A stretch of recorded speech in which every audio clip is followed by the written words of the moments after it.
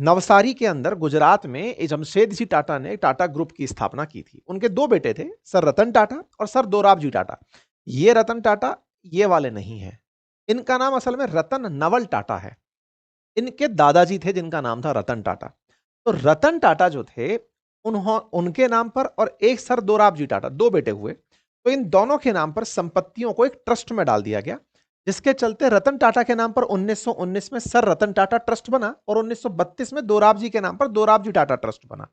और ये टाटा ट्रस्ट के अंदर सबसे बड़े दो ट्रस्ट के रूप में शामिल हुए। हालांकि टाटा ने काफी सारे ट्रस्ट बनाए, जिनमें Tata social welfare trust, Navajbai Ratan Tata trust, तमाम प्रकार के और भी trust, JRD Tata trust, Jamsetji Tata trust, लेकिन जो सबसे बड़े ट्रस्ट रहे वो यही थे। अच्छा, इस बात को और समझें इसके लिए एक बार फैमिली ट्री को देखते हैं। जमशेदजी टाटा से शुरू हुआ एक फैमिली ट्री है, जिसमें दोराबजी टाटा और रतन जी टाटा। फिर से कंफ्यूजन दूर कर दूं, ये रतन जी टाटा अलग हैं और ये रतन टाटा अलग हैं। इन रतन जी टाटा के संतानें हुई नवल टाटा और जेआरडी टाटा। जो नवल टाटा हुए, यहां से नाम मिला रतन नवल टाटा, इसलिए इनको रतन नवल टाटा के नाम से पुकारा जाता है। नवल टाटा के दो बीवियां थी, सिमोन टाटा और सुनी टाटा। यहां पर जो नवल टाटा के साथ सिमोन टाटा थी, उनसे संतान हुई, उनका नाम था नोएल टाटा। और रतन टाटा के साथ सुनी टाटा के साथ जो परिवार बना, उसमें जिम्मी टाटा और रतन टाटा। पहले जो आपने देखा ट्रस्ट को संभालते हुए, ट्रस्ट के चेयरमैन के रूप में रतन टाटा को देखा। इनके चले जाने के बाद नोएल टाटा फिलहाल इस ट्रस्ट के चेयरमैन बन के संभाल रहे हैं। तो नोएल टाटा टाटा ट्रस्ट के चेयरमैन बनकर के लगभग समझिए कि टाटा का सारा काम का सबसे बड़ा आदमी इस समय नोएल टाटा बनकर बैठे हुए हैं। ठीक है साहब, चलिए अब इस चीज को थोड़ा और ब्रीफ कर देते हैं। नवल टाटा के दो वाइफ सिमोन और सुनी, सुनी से रतन टाटा थे, और इधर की तरफ नवल टाटा जो है वो नोएल टाटा के साथ। ठीक है साहब, नोएल टाटा फिलहाल के लिए इस समय टाटा के अंदर चेयरमैन के पद पर, टाटा ट्रस्ट के अंदर चेयरमैन पर बैठे हुए हैं। अब ये तो होगी टाटा ट्रस्ट की कहानी। टाटा ट्रस्ट के पास में है टाटा सन्स। टाटा ट्रस्ट, उसके पास टाटा सन्स है। टाटा सन्स का 66% हिस्सा टाटा ट्रस्ट के पास है। मतलब एक तरीके से समझा जाए तो टाटा सन्स को कंट्रोल करता है टाटा ट्रस्ट। ओके, अब सवाल बनता है कि टाटा सन्स क्या है। टाटा सन्स एक तरीके से समझिए कि एक बहुत बड़ा फंड है, पैसे की बैंक है। टाटा सन्स ही सारा पैसा है टाटाओं का, ये समझिए। क्योंकि टाटा सन्स के ही अंडर में टाटा की लगभग 300 कंपनियां हैं, जिसमें से लगभग 30 कंपनियां तो स्टॉक मार्केट के अंदर लिस्टेड हैं। टाटा ट्रस्ट जो ऊपर बैठा हुआ है वो तो कहता है हमारे पास तो टाटा सन्स हैं। टाटा सन्स कहता है मेरे पास टाटा ग्रुप ऑफ कंपनीज हैं। तमाम प्रकार की कंपनी जो है वो Tata group of companies Tata sons के अंडर आती हैं।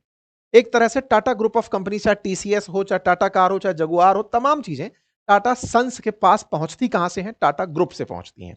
टाटा ग्रुप, उससे ऊपर टाटा सन्स। तो एक तरह से समझिए आप टाटा का चाहे वोल्टास लगा हुआ एसी देखें, चाहे टाटा का नमक देखें, आप जो भी देख रहे हैं ये सब कंपनियां तो हैं, लेकिन इन सब में जिसके पास जिसका पैसा लगा है वो है टाटा सन्स। तो एक तरह से इन सब ब्रांड्स के अंदर ब्रांड की रॉयल्टी तक का जो पैसा कमाता है वो टाटा सन्स कमाता है।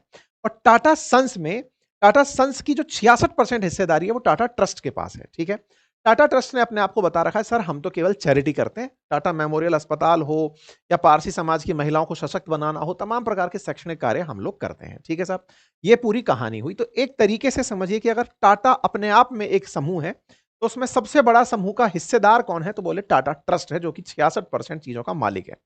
मतलब एक तरह से Tata sons, Tata group, Tata sons के ऊपर टाटा ट्रस्ट। टाटा ट्रस्ट का जो सबसे बड़ा मालिकाना हक है, यानी पूरे टाटा को हम टाटा ट्रस्ट कह दें, तो उसमें 66% समूह जो पैसा है वो टाटा ट्रस्ट के पास है, और 18.4% हिस्सा मिस्त्री परिवार के पास है, और जो बाकी टाटा 13% हिस्सा है वो टाटा ग्रुप ऑफ कंपनीज के पास है।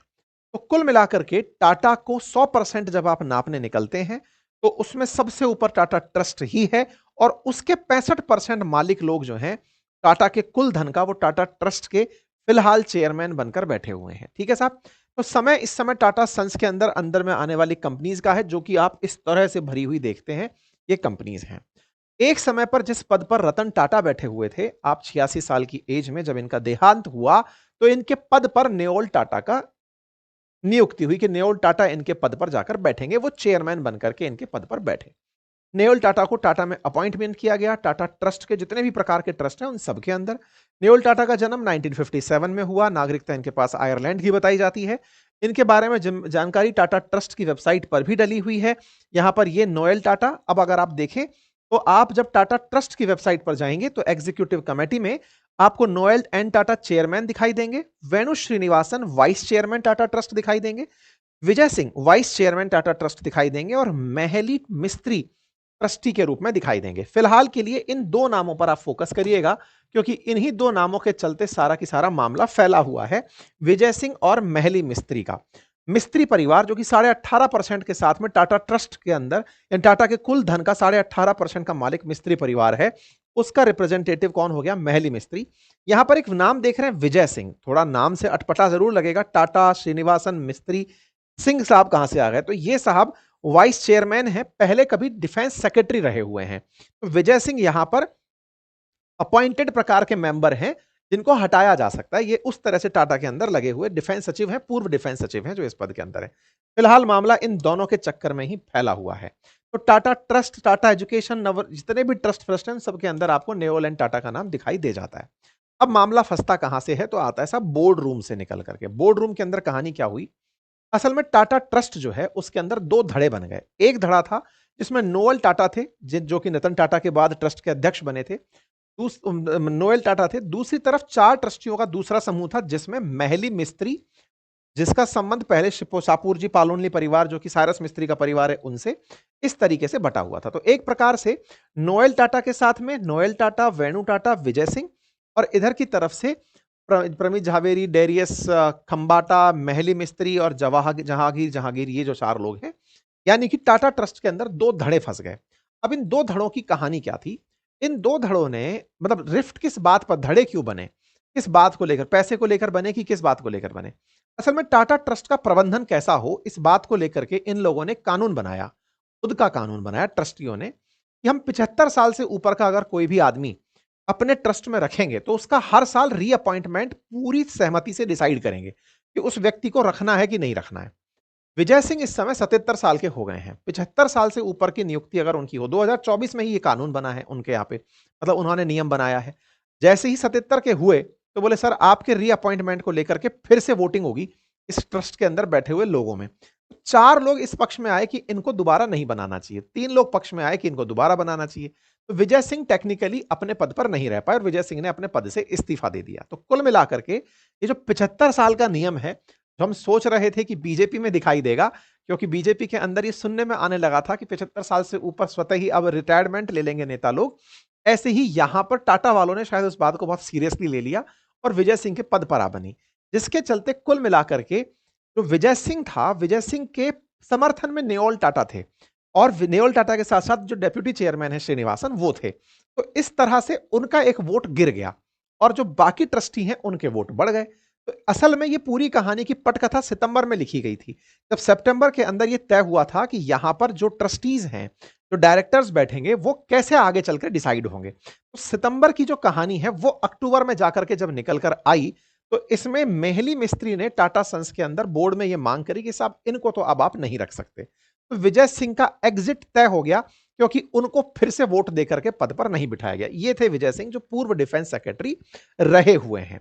ऐसे में सवाल यह बनने लगा कि कल को तो वोटिंग राइट के आधार पर कम परसेंटेज रखने वाला व्यक्ति भी टाटा ट्रस्ट के फैसले अपने पक्ष में कर जाएगा। तो महली मिस्त्री के ऊपर रार आने लगी कि साहब ये नवल मिस्त्री को काम नहीं करने देना चाहते, महली मिस्त्री चाहते हैं कि वो सारा की सारा काम संभालें। तो अब महली मिस्त्री के बारे में भी जान लीजिए। असल में मुंबई के अंदर M Pallonji group of companies हैं, उनके आप मालिक हैं। आप paint, distribution, logistics, travel sector से जुड़े हुए हैं।